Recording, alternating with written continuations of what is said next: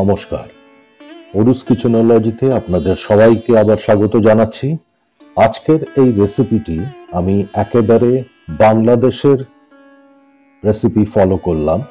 আমি নিজে ব্যক্তিগতভাবে কার্যসূত্রে বাংলাদেশে একসময় খুবই যাতায়াত করেছি, সেইখান থেকেই জেনে আজকে এতদিন বাদে আমি এই রেসিপিটা আপনাদের সামনে প্রেজেন্ট করছি। রেসিপিটা ঝিঙের ভর্তা। ঝিঙে যখন বাজার থেকে কিনবেন একটু দেখে নেবেন যাতে পুরো ঝিঙেটার রংটা একই রকম হয়, সবুজ, হলদে ভাব যেন না থাকে। আর ঝিঙে একটু চিপে চিপে দেখে নেবেন টিপে, যাতে ঝিঙেটা টাইট থাকে। ঝিঙেটা প্রথমে আমি ছাড়িয়ে নিচ্ছি, আমি অবশ্যই ধুয়ে নিয়েছি। ধোয়ার পরে ছাড়াচ্ছি যখন, এই যে লম্বা যে শিরার মতো যে জিনিসটা দেখা যায় খোসায়, সেই জায়গাগুলো আমি একটা পিলার দিয়ে হালকা করে খুব আস্তে করে টেনে ছাড়িয়ে দিচ্ছি। পুরো ঝিঙেটার খোসা কিন্তু ছাড়াবার কোনো প্রয়োজন নেই। একটু খোসা থাকলে বরং সেটা উপকারীও এবং খেতেও বেটার হবে। সুতরাং একটু খোসা রাখবেন, কোনো অসুবিধা হবে না। ভিডিও দেখতে দেখতে ছোট লাইক দিয়ে দেবেন, আমার আরও তাতে প্রেরণা আসবে, আমার স্পিরিট বজায় থাকবে ভালো রেসিপি আপনাদের সামনে আনার। যারা এখনো সাবস্ক্রাইব করেননি তাদেরকে অনুরোধ করছি, ওরুস কিচেনোলজিকে সাবস্ক্রাইব করুন, পাশের বেল আইকন প্রেস করে অল নোটিফিকেশনটা সিলেক্ট করে রাখুন, যাতে আমার সমস্ত ভিডিওর নোটিফিকেশন টাইমলি আপনাদের ফোনে পৌঁছে যায়। আপনারা আমাকে ইন্সপায়ার করুন, আমি যাতে সাহস করে আরও এগোতে পারি। এবার ঝিঙেটা কাটছি আমি, ছোট ছোট টুকরো করে নিতে হবে। মাঝখান থেকে হাফ করে নিলাম, অর্ধেক করে নিয়ে আবার লম্বা করে আমি নাইফ দিয়ে টেনে এইভাবে ছোট টুকরো করে দিচ্ছি, কারণ এটা আমরা মিক্সিতে পেস্ট করব। বড় টুকরো থাকলে পেস্ট ঠিক মতো নাও হতে পারে, সেই জন্যই এটা করছি। ঠিক এইভাবে করে নেবেন বা যেভাবে আপনাদের সুবিধে হয়। মেইন মাথায় রাখতে হবে যে টুকরোগুলো যেন ছোট হয়। সমস্ত ঝিঙে আমি 1 কেজি ঝিঙে নিয়েছিলাম। ঝিঙেগুলো খোসা ছাড়াবার পরে একবার ভালো করে ধুয়ে নেবেন, তারপরে পিস করবেন। নিয়ে নিয়েছি 10 কোয়ার মতো রসুন, 2টো টমেটো আর 1 মুঠো ধনে পাতা। সাথে থাকছে কাঁচা লঙ্কা অতি অবশ্যই, কারণ এটা টক ঝাল নোনতা মিষ্টি বলে না হিন্দিতে, খাট্টা মিঠা তিখা নমকিন, এটা এক্স্যাক্টলি সেই রকম হবে। একবার বানালে বারবার বানাবেন অতি অবশ্যই, এটা আমার গ্যারেন্টি থাকলো। এটা এতই সুস্বাদু হয়। কাঁচা লঙ্কাগুলো আমি বড় টুকরো করে ঝিঙের সাথে দিয়ে একসাথে পেস্ট করে নেব। একবারে পুরোটা ছোট জারে হবে না, এটা ব্যাচ ওয়াইজ 3 বার বা 4 বারে আমি করে নিয়েছি। রসুন একদম ছোট করে কুচি করে নিতে হবে, যাতে রসুনটা খুব ভালোভাবে মিশে যায়, অর্থাৎ এটাকে ইংলিশে বলে মিনসিং, আপনারা জানেন সবাই, তাও আমি বলে দিলাম। একদম ছোট করে রসুন কুচিয়ে নিতে হবে। আর টমেটোটাও তাই ছোট করে কেটে নেবেন, তাহলে পরে মিক্সিংটা খুব ভালো হবে। ধনে পাতা ছোট করে কুচি করে নিয়েছি। ঠিক এইভাবে ধরে প্রথমে হাফ করে নিলাম, তারপরে নাইফ দিয়ে আমি একটু ফাস্ট এটা নাইফটা চালালে পরে ধনে পাতা একদম ছোট করে কুচি হয়ে যাবে।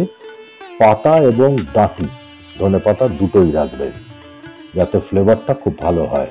এই ভর্তাটার ফ্লেভার, টেস্ট, টেক্সচার সবকিছু একদম অসাধারণ হয়।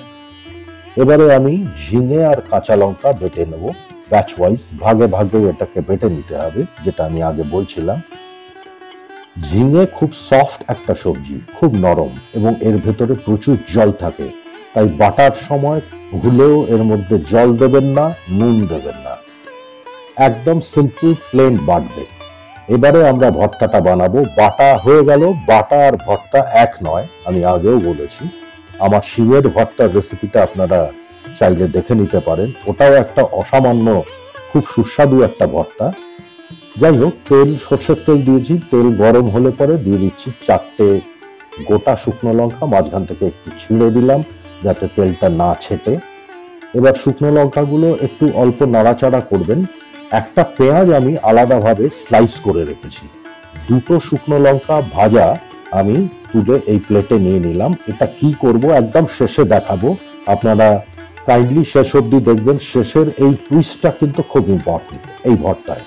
দিয়ে দিলাম অল্প হাফ চা চামচের মতো কালো জিরে, দিয়ে আরো 30 সেকেন্ড মতো তেলে নাড়বো।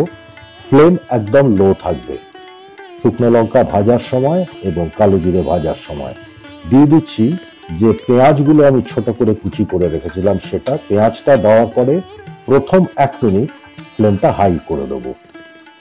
এই রেসিপিতে পেঁয়াজ কিন্তু ব্রাউন হবে না, এটা ট্রান্সলুসেন্ট হবে, গোলাপি, একটু ডিপ গোলাপি কালার হবে, যাতে এর মিষ্টি ভাবটা বজায় থাকে। কারণ আমরা চিনিটা খুব বেশি ইউজ করব না, ঝিঙেও এমনিতে মিষ্টি, তার সাথে পেঁয়াজটার মিষ্টত্ব যাতে বজায় থাকে। দিয়ে দিয়েছি রসুন কুচি। এবারে মিডিয়াম ফ্লেমে আমি করছি। 1 মিনিটের পর রসুন কুচি দেওয়ার পরে আবার আমি 1 মিনিট নাড়ছি। রসুন ফ্রাই হয়ে গেল, সতে হয়ে গেল। এবারে ফ্লেমটা একদম লো করে দিয়ে দিলাম সামান্য হলুদ গুঁড়ো আর 1 চা চামচের মতো কাশ্মীরি লঙ্কার গুঁড়ো। এই দুটো জাস্ট পেঁয়াজ রসুনের সাথে নাড়িয়েই দিয়ে দেবো টমেটো কুচি। ফ্লেম কিন্তু লো রাখবেন। টমেটো কুচি দিয়ে আমাদের এখন মেন অবজেক্টিভ হচ্ছে টমেটোটার প্রপার কুকিং করা। দিয়ে দিলাম হাফ টিস্পুনের মতো নুন, যাতে টমেটোটা তাড়াতাড়ি একটু গলে যায়। এবারে নাড়তে থাকবেন। এবং এখন কিন্তু এই টমেটো যদি ঠিক মতো কুকিং না হয় তাহলে তার কাঁচা গন্ধটা থেকে যায়। ঢাকা দিয়ে দিন, ফ্লেম একদম লো করে 1 মিনিট এটা রান্না হতে দিন। 1 মিনিট পরে ঢাকনা খুলবেন। আরেকটা জিনিস বলে দিই, যে কোনো রান্না ঢাকা দিয়ে যখন করবেন, ঢাকনাটা যখন তুলবেন, ভেতরের স্টিমটার জন্য ঢাকনার গায়ে অনেকটা জল জমে। এই জলটা যে কোনো রান্নায় অতি অবশ্যই রান্নার মধ্যেই দেবেন, এটা কিন্তু তুলে নেবেন না। এটা একটু খেয়াল করবেন। আমি কিন্তু আমার প্রত্যেকটা রান্নাতেই তাই করি, যে ক্ষেত্রে ঢাকা দিয়ে রান্না করা হয়। এবার টমেটোটা ভালো কুকিং হয়ে গেছে। দিয়ে দিলাম 1 চামচের মতো আমচুর পাউডার, ড্রাই ম্যাঙ্গো পাউডার, যেটা, কারণ টক ভাবটা টমেটো দেবে, আমচুরও দেবে। এবারে দিয়ে দিচ্ছি বেটে রেখেছিলাম যে ঝিঙে আর কাঁচা লঙ্কা, সে পেস্ট দিয়ে দিলাম। দিয়ে ফ্লেমটাকে হাই করে দেবো। এখন আমাদের এই রান্নাটার টার্গেট হচ্ছে যে ঝিঙেটাকে কুক করা, অ্যাট দ্য সেম টাইম যে জলটা রয়েছে ঝিঙের মধ্যে, সেই জলটাকে আস্তে আস্তে শুকিয়ে নিতে হবে, তাহলেই ভর্তাটা ঠিকমতো তৈরি হবে। বেশ খানিকক্ষণ নাড়ার পরে মাঝারি আছে ঢাকা দিয়ে আবার এটাকে কুক করছি। ফ্লেমটা এখন মিডিয়াম আছে, প্রথমে হাই রেখেছিলাম। দেখুন ঢাকনা খুললাম, অনেকটা জল শুকিয়েছে, কিন্তু এখনো আমাদের পুরো এটাকে ড্রাই করতে হবে, শুকিয়ে নিতে হবে। আবার ঢাকা দিয়ে আরো 2 মিনিট রান্না করব। ফ্লেম মিডিয়ামেই রেখেছি। এবং দেখুন ঢাকনা খোলার পরে আপনারা দেখে বুঝতে পারছেন জলটা অনেকটা শুকিয়ে এসছে এবং একই সাথে কিন্তু ঝিঙেটাও কুকিং হয়ে যাচ্ছে। এবারে হাফ চা চামচের মতো নুন দিলাম। আমি আগে নুন দিইনি, কারণ নুন আগে দিলে পরে ঝিঙের থেকে আবার জল বেরোতো, সুতরাং সেই এক্সট্রা জলটাকে আবার আমাদের শুকিয়ে নিতে হতো। যাই হোক, নুন আর মিষ্টি এই স্টেজে এসে চেক করে নিন। চিনি দিতে হবে। এবার আমি 1 চা চামচের মতো চিনি দিলাম। নুন আমার মনে হলো ঠিক আছে, সুতরাং নুন, মিষ্টি, টক এবং ঝাল, এটা ব্যালেন্সটা ঠিক মতো হয়ে গেল। এবারে দেখুন কড়াই থেকে ছেড়ে আসছে, একদম শুকিয়ে গেছে, তার মানে আমাদের এই ঝিঙের ভর্তা তৈরি হয়ে গেছে, রান্না হয়ে গেছে। গ্যাস অফ করে দিন। অফ করে দিয়ে যে ধনেপাতার কুচিটা রেখেছিলাম সেটা পুরোটা দিয়ে দিলাম। গ্যাস অফ অবস্থাতেই এটা মিশিয়ে দিতে হবে। ধনেপাতা দেওয়ার পরে চেষ্টা করবেন যাতে ফ্লেমটা অফ থাকে। এবার ঢাকা দিয়ে 3 মিনিট মতো রেখে দিন, রেস্ট করতে দিন, ফ্লেভারটা প্রপারলি জেনারেট হয়ে যাবে।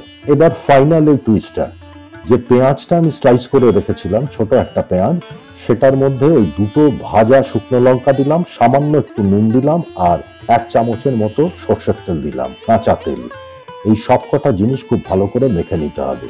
নুনটা এখানে স্ক্রাবারের কাজ করবে, তার সাথে একটু জল রিলিজ করাবে যাতে পেঁয়াজটা মাখা হয়ে যায়। অসাধারণ এই চটপটা ঝিঙের ভর্তা সম্পূর্ণ তৈরি। ভিডিওটি দেখবার জন্য সবাইকে অসংখ্য ধন্যবাদ জানাচ্ছি। আবার রিকোয়েস্ট করছি, প্লিজ সাবস্ক্রাইব ওরুস কিচেনোলজি। সবাই ভালো থাকুন, সুস্থ থাকুন, আনন্দে থাকুন। নমস্কার, ধন্যবাদ।